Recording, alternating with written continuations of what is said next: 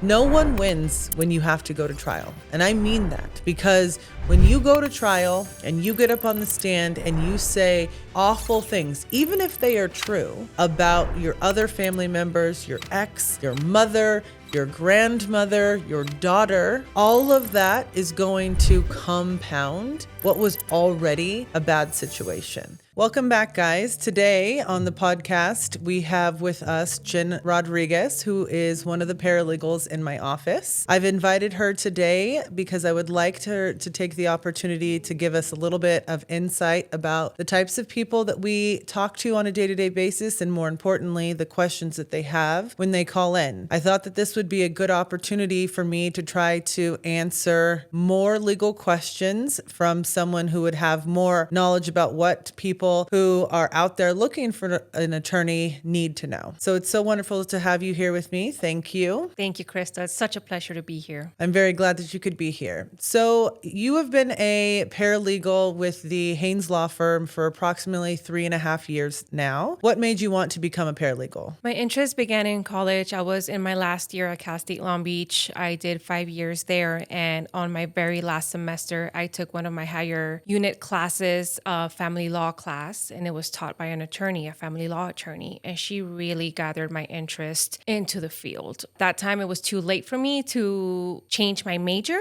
I was also a single mom already. I already had my son, Roger. He was already 3 at the time. So my goal was to graduate, receive my diploma, and head back into the work field so I can be able to, support me and my son. I wasn't able to go back to school right away. And then COVID happened. And then that's when I decided to take the paralegal certificate class at Loyola University in LA. I was really happy of myself for taking that step forward because so many years had passed in between already without taking a step forward into paying attention back to myself and back into my education. So when I took the paralegal course, I was very determined in finding a job next. And at that time, I was a Head Start teacher. Completely different. Upon graduating, I was actively looking, and then I stumbled across one of your job postings back in 2022. I just went for it. Oh, wonderful.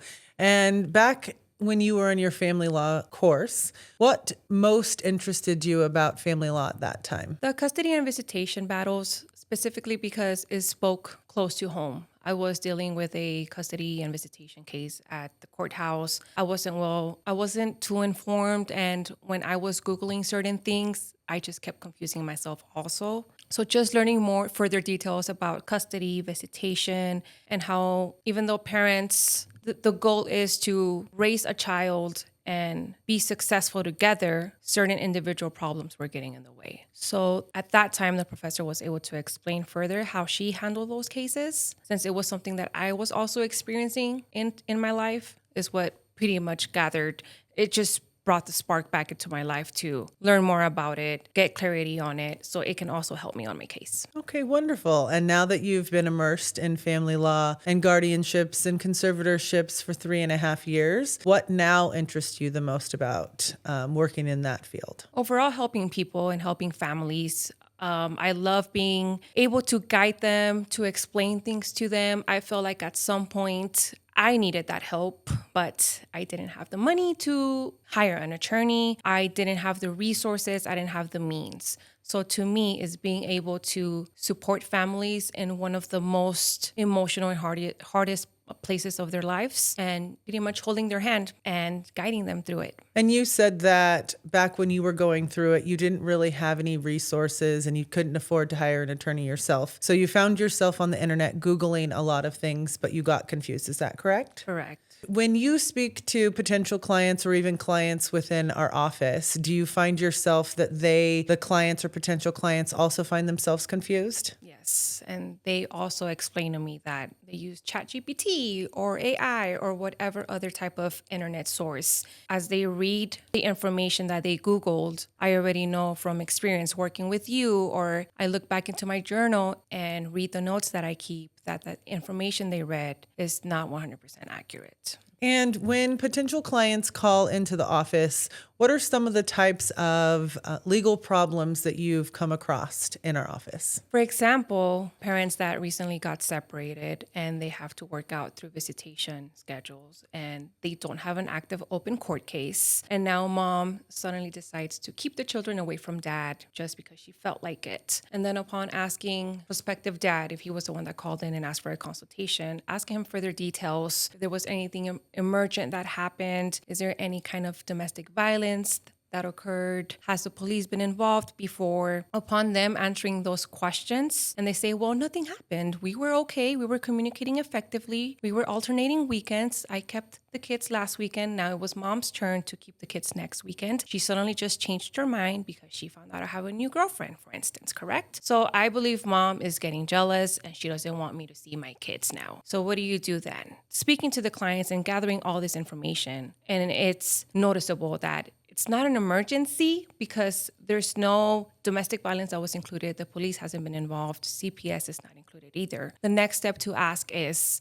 So with that, the next step would be to ask them whether or not they have any safety concerns for their children. More than likely, because the information that they have provided to you is that they have been effectively co-parenting up until this point. More than likely, there are no safety, welfare, or health concerns, which would rise to the level of an emergency. Also, if you ask the client whether or not the children are still within the state of California and there's been no threats to take the children out of the state of California. This is the point where parents, like everyone would think to act, would want to say, this is an emergency. I need to get into court.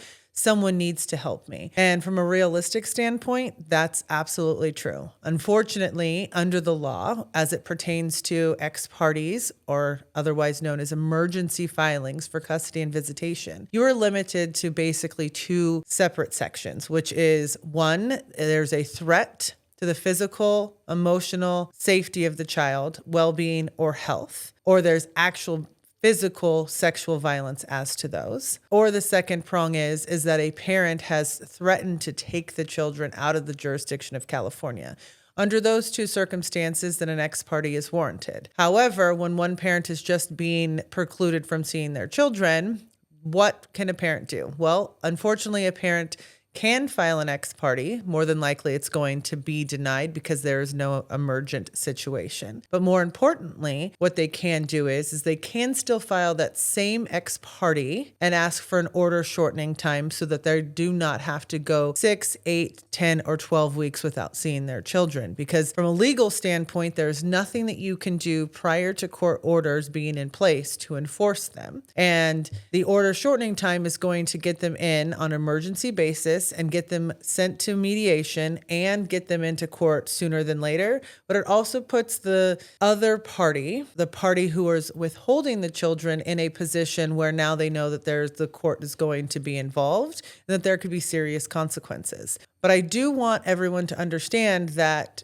just because one parent has changed their mind without a court order to withhold children, that it doesn't rise to the level of a true emergency, but there are still other avenues such as the order shortening time. So that's essentially how we would be able to help someone that has had that in the past. So other than that type of situation, what other types of questions do you normally get on a consistent basis in the office? At the office, at the Haynes Law Firm, we often do receive a lot of phone calls and people ask us, are consultations free? And we do tell them that they are free. It's a free 30-minute session, phone meeting with you, Crista Haynes. And we do ask them questions. So I do tell them I work directly with Crista Haynes. I am going to ask you questions. I will be taking notes. That way the attorney can have these notes beforehand and she knows exactly what she's going to be speaking to you about. So most of the questions that I've been receiving lately for the past month, maybe more than that, I don't know if it's the holidays or what is going on, but it will be situations where it's elderly parents, the families, let's say it's elderly parents and the 3 adult children are the ones taking care of mom and they're all assisting in taking mom to doctor's appointments and let me go help my mom shop for her groceries. And now one of the adult grown-ups decided to keep mom away from visiting the rest of the family. And now there is that breaking point where people are mad, people are upset, they're pointing fingers at one another, they're accusing each other of financial abuse, they're digging into my mom's account, they're withdrawing money, it doesn't belong to them. And the biggest one, power of attorney. There's a power of attorney that exists, but we've never seen it. And it doesn't name that sibling, it names me, and I'm the oldest. So we do have those phone calls known as conservatorships. And then at that point, it's a process to explain this to the client, what conservatorship is, the difference between a temporary conservatorship and a general conservatorship. And I wanted to ask you, what does that process entail directly so the client can understand one or the other? Because most of the time they don't understand what a temporary is and a general one is. And they think that they just want to hire us for one specific petition, and they don't know that it includes both. So yes, I would agree that lately there's been an uptick in the need for additional information with regards to conservatorships, the overlaps with powers of attorneys, the overlaps with advanced health care directives, the overlaps with your HIPAA authorizations. Technically, conservatorships are going to be the most restrictive avenue when there is an individual over the age of 18 that needs somebody to step in to be able to take care of them, to make decisions on them, to help them with their medical care, to help them with their finances. But we have to remember that that is the final step. So that's the most restrictive. And even if there's a capacity declaration that says that this party lacks the ability to make informed decisions on their own behalf and that they lack capacity from a legal standpoint, courts are still charged with determining whether or not there's anything else that could be put into place before the restrictive conservatorships. This coincides with why everyone couldn't understand why Britney Spears couldn't get out from underneath this conservatorship. And that's because they're extremely restrictive. There's a lot of oversight. There is a long process to get a conservatorship established. There's an extremely long process as it comes down to accounting for conservatorships. And so that's the most restrictive. Going all the way back to the other end, the power of attorney, the advanced healthcare directive, the HIPAA authorization that you just mentioned is typically done as a part of a estate plan, or they can be done independently of an estate plan just to ensure that you can, have someone to step in if the need arises. The problem is like you said, if there are multiple adult children or multiple people in this elderly person's life and or an adult child, where two parties or more are fighting over who should be the person to be able to make these decisions. If there are multiple people with multiple versions of powers of attorney, multiple versions of trust documents say that they have the ability to make decisions, but the proposed conservatee's capacity is at issue, it could negate those estate planning documents. It could negate the power of attorney, and it could call into question for financial institutions such as banks and mortgage companies and doctors to rely upon the word of anyone in the family purporting to be able to make those decisions. It could also call into question the provider or the bank to be able to engage with the proposed conservatee. So under these circumstances, these are emergent circumstances if the proposed conservatee needs, say, a medical procedure, or their mortgage is falling behind and they need to have it. You need to be able to work out a deal with the mortgage company for a reverse mortgage or to refinance the mortgage, or that they are going to come into money because there was a wrongful death settlement for a younger proposed conservatee, say a 21-year-old who lacks the capacity to manage their own financial affairs, and their parents need to be able to manage that funds for them. All of these things create an emergency type of a situation wherein the court needs to step in, appoint a guardian ad litem and a court-appointed counsel if necessary, depending on the actual proposed conservatee's capacity. Make a decision about who, out of the multiple people who want to make these decisions, should on a temporary basis be able to step in to help with the refinance, to help with that reverse mortgage, to ensure that a proposed conservatee gets the medical attention that they need, to make sure that the proposed conservatee is in a skilled nursing facility that's taking care of them. If it's those types of situations situations that arise, that's when a temporary conservatorship petition needs to be filed in addition to a general. If you don't have those types of situation where multiple parties are fighting, that there's an emergent financial decision that needs to be made, that some sort of property asset needs to be saved or sold, or that there's some sort of conflict that's creating a hostile environment for the proposed conservatee, then a general petition is probably the most appropriate. We see a lot of times where there's temporaries filed just because family members don't get along. Under these circumstances, if there is not an emergent situation with the proposed conservatee, but the emergency actually exists above with the people who are petitioning and opposing each other's petitions, more than likely that temporary petition is going to be denied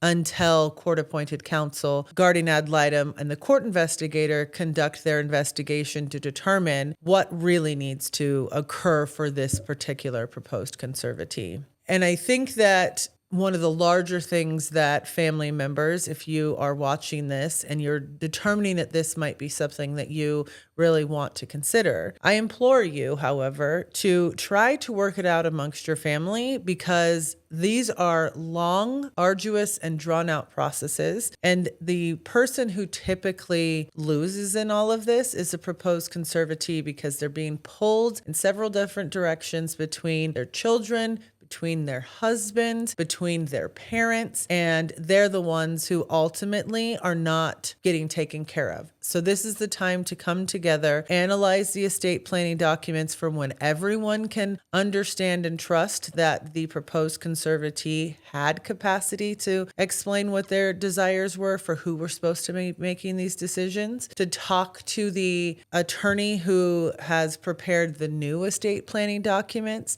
to take into consideration if a proposed conservatee comes in with their own capacity declaration that states this person does in fact have capacity. Those are the situations where you should probably step back, because if the proposed conservatee either can make their own decisions or the proposed conservatee has expressed who they want to make those decisions, they should be respected. Obviously, there are going to be circumstances where this is just inconceivable because the proposed conservatee has fallen prey to dementia, to some other mental decline that makes them susceptible to being coerced, or, they don't really know what's going on and they can't remember it, and they never ever wanted the youngest child to have access to everything. Under those circumstances, you can have a conservatee that specifically states, yes, I want X to take care of me, even though the remainder of the family members knows that that's not right. Under those circumstances, it's still appropriate to file. If you genuinely have a concern about an adult over the age of 18 who is being coerced, who is being abused, who is being isolated or alienated from their family, these are the types of situations to act fast and to file those temporary. And if there's no emergent situation, to file the general. That was a lot of useful information. Thank you so much.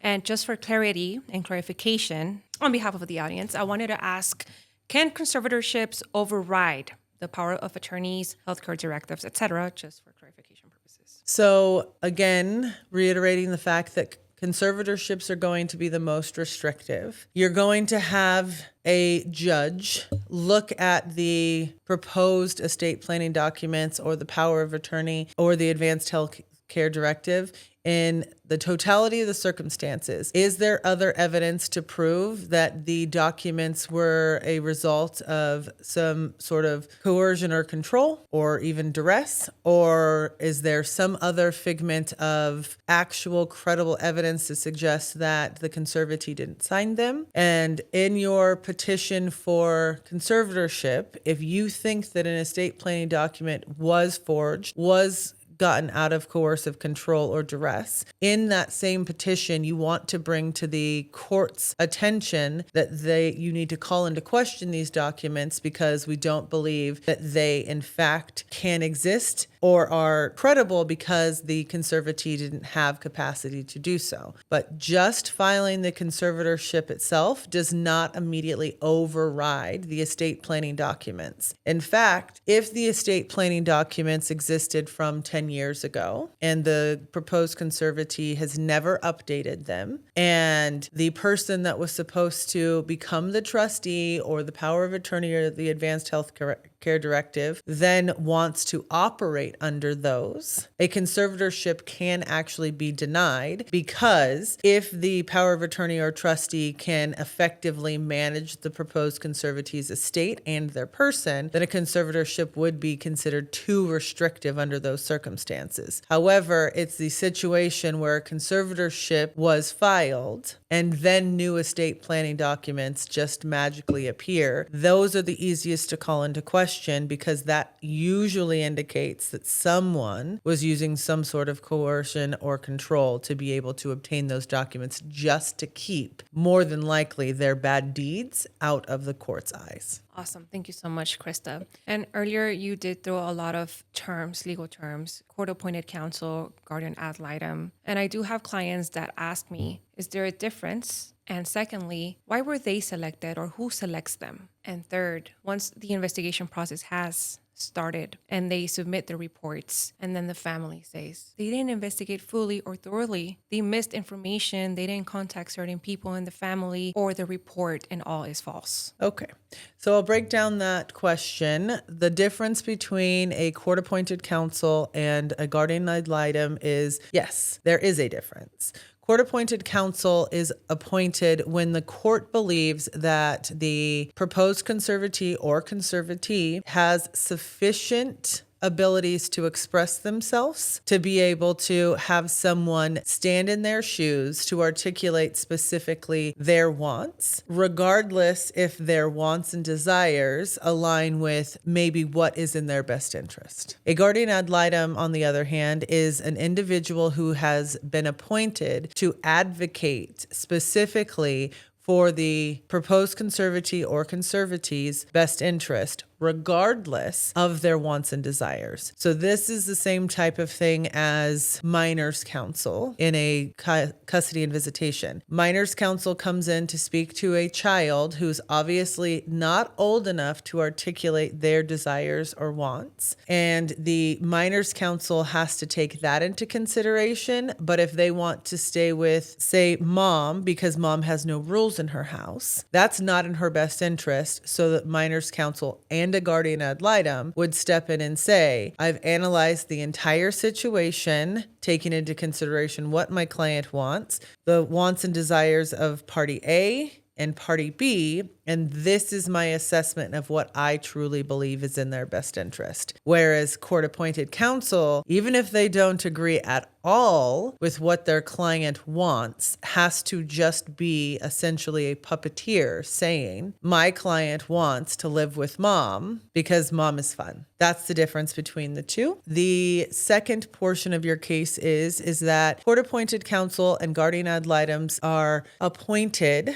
by the judge in each individual case. Each county has a slightly different procedure as it pertains to how you can become a court-appointed attorney. However, they have to take the sufficient training in order to be qualified as a professional available for appointment. They also have to continue to have a contract with the state of California to take state-appointed cases. And so when you go into court, what happens is that you get the next person on the list. So they don't bombard one individual attorney as guardian ad litem or court-appointed counsel. It's on a rotation basis, meaning that this person got one last time, so now they go to the bottom of the list and so forth. So just as is required when either party or any party hires their own attorney is advocating for their client. They are investigating the case as it pertains to their client and not necessarily the totality of the circumstances or to investigate every single family member or every single allegation to exhaustion. They are investigating a situation to the best of their ability based off of the information that they're provided. They are also human. And so there's also limitations to speaking to every single person who's ever wanted to say something, especially in the conservatorship type cases, because technically the only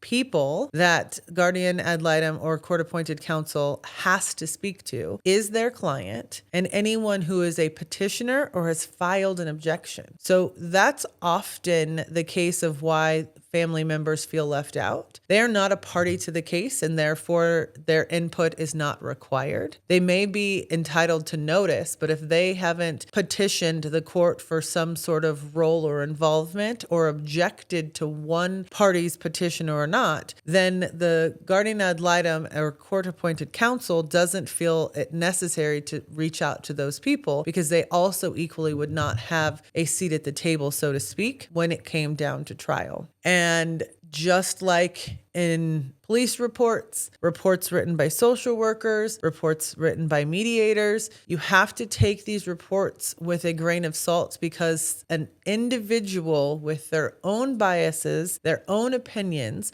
are writing these reports. And so, of course, they're going to resonate with the statements of one person over the other. It's just human nature. And so if a report is written in some form or fashion that does not make one party look favorable, that party is going to assume that there's a bias, but you never know how that report's going to be written until it's actually authored. And so it's an opinion and an argument that's going to be made, just like if you represent yourself or you're represented by counsel, that individual attorney or yourself are going to have opinions and arguments about the case, and you're going to try to influence the judge by making those arguments at the time of trial or hearing to be able to persuade them. And that's essentially what the report is doing. The good news is that those reports are required to be served upon the parties ahead of court so that you know the argument that's going to be made in court by the court-appointed attorney beforehand so that you can combat and you can come up with strategies and arguments to make at the time of trial in case that report is, in fact,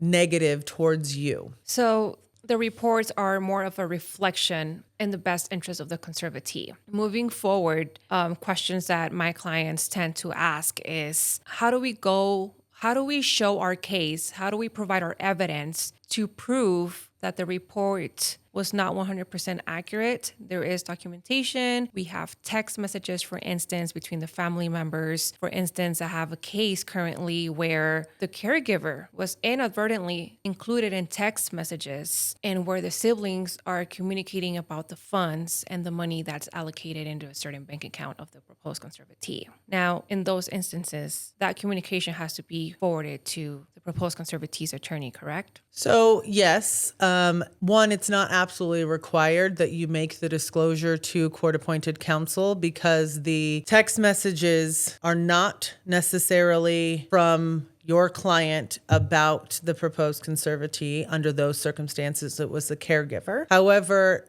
to advocate to say that you would be taking care of the proposed conservatee, you obviously want to make sure that you are in clear communication with court-appointed counsel so that they know that you're advocating on behalf of the conservatee's best interests. But from a legal standpoint, they would not need to be necessarily turned over unless you were going to use them in the upcoming trial or hearing, and therefore you would want to include them on an exhibit list, because how you can combat the report to say that the report doesn't reflect the accurate depiction of what actually occurred. Every party is allowed to file declarations. They can attach evidence to their declarations by way of exhibits, and those get written under penalty of perjury. That means that when you write a declaration, you're attesting to everything in there being the true and accurate depiction of what you believe to be correct. And so if you're trying to combat evidence or statements or arguments that are being made by the opposing party, the court investigator, guardian ad litem, or court-appointed counsel, the best way to be able to clear the slate, so to speak, is to write your own declaration and to provide that documentary evidence to prove that you're being depicted in a wrong light, that this didn't actually occur. This is what the opposing side said occurred. And unfortunately, the investigating person writing the report believed them, but here is the actual concrete evidence to prove that that's not actually occurred. The harder thing to do is when you are dealing with just generalized opinions. I feel as if father is unwilling to participate in constructive conversations about settlement. I feel as if father is putting the proposed conservatee at risk because he's making unilateral decisions. I feel as if the conservatee is in harm's way because of the acrimony between the parties. Those feeling statements are obviously going to be harder to combat because there's no concrete evidence to say, no, this in fact didn't occur. So in those situations, you have to actually use your own statements and evidence to prove that you are trying to be cooperative, that you only have the proposed conservatee's best interests at heart. Show timelines, show communication streams via talking parents or text messages or emails, to show communication between you and service providers, to show that you're being portrayed in a negative light incorrectly. So you have to be able to rehabilitate your image within the court. One of the hardest things is that if you get a negative light at the time of your hearing, it is very, very hard to come back from that. So that's why preparing for your hearings, remembering to stay level-headed, remembering to listen to the question before answering, remembering not to answer out of anger is exceedingly important, because you can usually combat feeling statements by declarations and being able to showcase your actual actions outside of court, but it can be very damning if it happens while you're on the stand. Understood.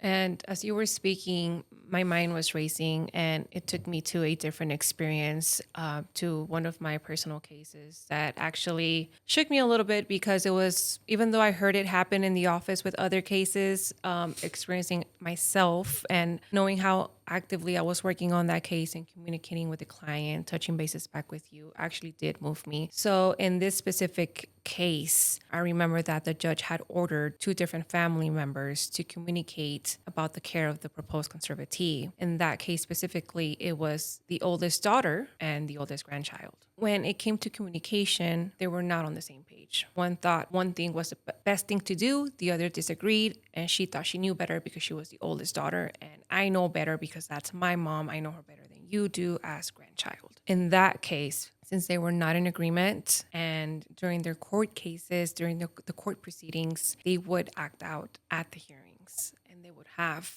the emotional breakdown of telling things to one another in front of the judge. The judge observed that, and I just wanted you to speak a little bit more about what happened and who took over that conservatorship. So it is true that once you have tainted the judge's opinion of you, and the opposing party has done the same, and the guardian ad litem and court-appointed counsel and even the court investigator gets to a point where their hands are kind of tied because there is no cooperation between the parties, there is no cohesion about who should be making these decisions, something has to happen when you have a proposed conservatee that needs someone to be able to advocate for them. This can occur in conservatorships. It can also occur in guardianships if people genuinely cannot get on the same page about who should be making legal decisions regarding these very protected individuals, people who cannot make these decisions on their behalf. Under these circumstances, like the case that you're referring to, these are the circumstances where judges step in and they make the most drastic decision to appoint the public guardian. The public guardian steps in when there is no suitable family member to be able to be a guardian and or a conservator, to be able to advocate for these very, very fragile individuals who need this assistance. So when that happens, that means that the family altogether has lost any ability to make decisions that could be in the best interest of their grandmother or their mother or their sister or their child simply because they cannot get along with the other proponents in the family, the other opposing parties. And when that happens, proposed conservatees can be moved out of county for cheaper medical placements. They can completely keep family members out of end of life decisions. They can sell family assets because they need to pay for these care and the cost of actually representing someone as the public guardian. So I absolutely caution people who are fighting tooth and nail to such a degree that the court decides that maybe in any other circumstances they might be upstanding citizens, but within the confines of these types of cases, both parties have put forth sufficient evidence to suggest that neither one of them should be the party to make decisions because it can have dire consequences. You can be precluded from being there at the end of your life of your loved one. They can move them to make it so difficult for family members to be able to visit daily, weekly, or even monthly because now it's just not feasible to get there. They can make decisions that you know your grandmother, your mother, your wife, your husband would not agree with simply because you couldn't get along with your family member. And so I caution people about fighting in front of the judge, speaking over the judge, interrupting your family members during these very, very critical hearings because you only get one impression. And if you have to constantly play cleanup of your own reputation within the investigators and court-appointed counsel and the judge, you're already at a disadvantage. And if you really had good concern for the proposed conservatee, you would put aside your own personal feelings for their benefit. So that's a very, very great cautionary tale, especially within probate, because it happens more often than you think, because siblings are going to fight. That is what siblings have done since the beginning of time. But they should be able to set aside things for the benefit of the proposed conservatee. And the same goes as if two parents are the co-conservators of their child, because just because their child turned 18, if they are a individual who needs to have a conservatorship, that means that that child is still wholeheartedly relying upon their parents, and they should be able to set aside their differences for their child or children. Thank you for that explanation. I feel like people should really take note because once in that case, the public guardian became involved, things just went downhill. And I wanted to ask, since we're on the conservatorship matter, if there's anything that we can do, me as myself being a paralegal and assisting families, besides explaining to them, I had a case similar to yours and this is what happened, and pretty much explaining to them that we wouldn't want that to happen to their cases or to their grandmothers or whoever the proposed conservatee is. Is there anything else further we can do from an attorney standpoint, guiding me and instructing me? So I think from a paralegal standpoint or an attorney standpoint or anyone going through these types of situations, and this can go from family law to juvenile matters to guardianships to conservatorships, anything where you are dealing with high emotions, family members, children, or individuals who need extra protection, your first line of thinking should always be, how can we get this case settled? No one wins when you have to go to trial. And I mean that because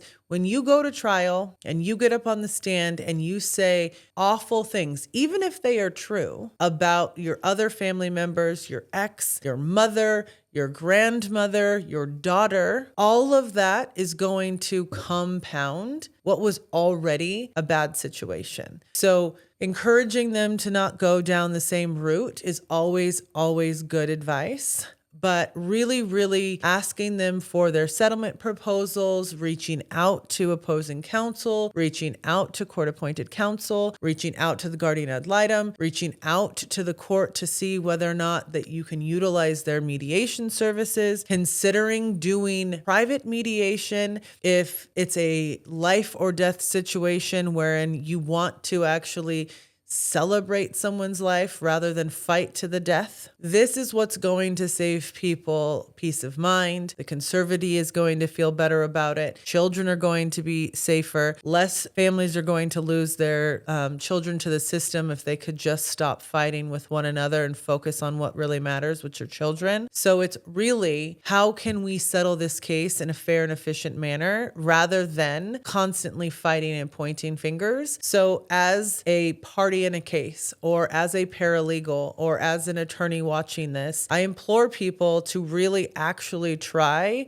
alternate resolution matters. Try to send settlement proposals. Try to come to some sort of happy medium. Try to propose doing something on a temporary basis just to see how it works, to see if we could tweak it from there. Try to get people to understand that it's not required to fight in every single thing. And I know that that sounds crazy coming from an attorney who makes money off of people fighting about everything, but it's not worth the anguish that people go through if we can come to an agreement. It is why more than 70% of all cases settle prior to going to trial. It's because someone gets to their breaking point and says, okay, screw it, I'm done. I have to figure out how we can make this finish. And then they're the only ones that loses out. Whereas 6 or 7 months ago, in the very beginning, before everyone continuously threw mud against and at one another, there could have been a happier resolution and a quicker resolution. Today and age, it takes forever to get a trial date. So if I could tell you and everyone out there listening, try to settle your case. I'm not saying to roll over and give the other side everything that they want, but there is absolutely no harm in trying to negotiate. Evidence Code 1152 in the state of California allows for you to confidentially try to settle matters by sending settlement proposals that cannot be used against you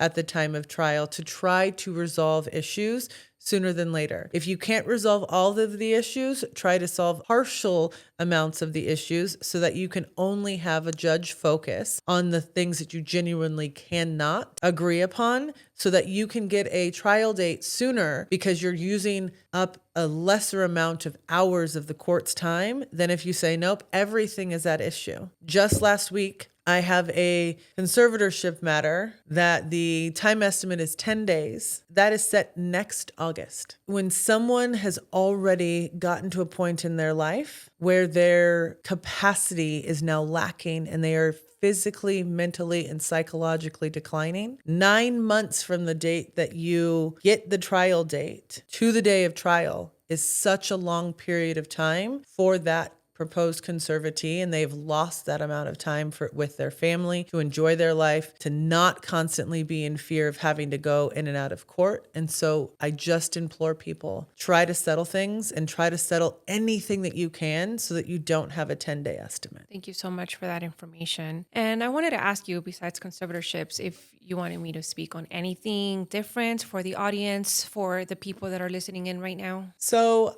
working in a family law office that handles juvenile dependency, family law, guardianships, and conservatorships that we've already gone over, we are used to people calling in and, they're angry at us because of their situation. They don't understand the situation. They are stressed out. So if you, as someone who deals with these types of situations on a day-to-day basis, could just remind people what it's like not what it's like, rather, how can you help them understand that everything in the legal field can't happen yesterday? So what would you tell those individuals that want things done yesterday from your experience? Besides going over the timeline of the court process and how lengthy it can be and time consuming, and from the beginning, they say that they understand, right? But then once we're in the process, it's a completely different story because someone is suffering, and that someone is, the proposed conservatee. Let's say if we're talking about a conservatorship, or a child, if it's a guardianship for a minor under 18 years of age, and they're not understanding. And then they're furious, they call in and they're upset, or they yell at me.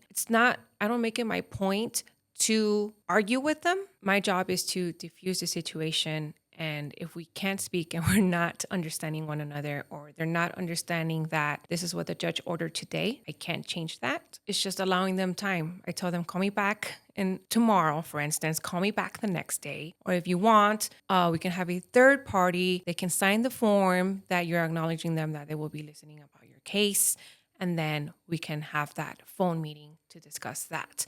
And if that does not help and it has to turn into an in-person meeting, then yes, I do become myself available for in-person meetings so we can go over it in paper and I can show it to them. Some people need to see it visually, or we'll go over it together. And if it comes to the point where I have to backtrack and start from square one so they can understand the sequence and the timeline and what actually happened, or the judge's orders, I will do that. Now, if it comes to the point where I feel like I'm not expressing myself in a way where they're understanding, then yes, of course, I do use my colleagues in the office. And would you say that most of the time when people going through legal issues are frustrated, is it because that they don't genuinely understand the process or the law or what happened in court because they just don't have the legal knowledge? I think it's just a little bit of everything. I feel like clients don't understand at that precise moment because they're being a little bit close-minded and they're just focused on their goal, but their goal doesn't match the goal for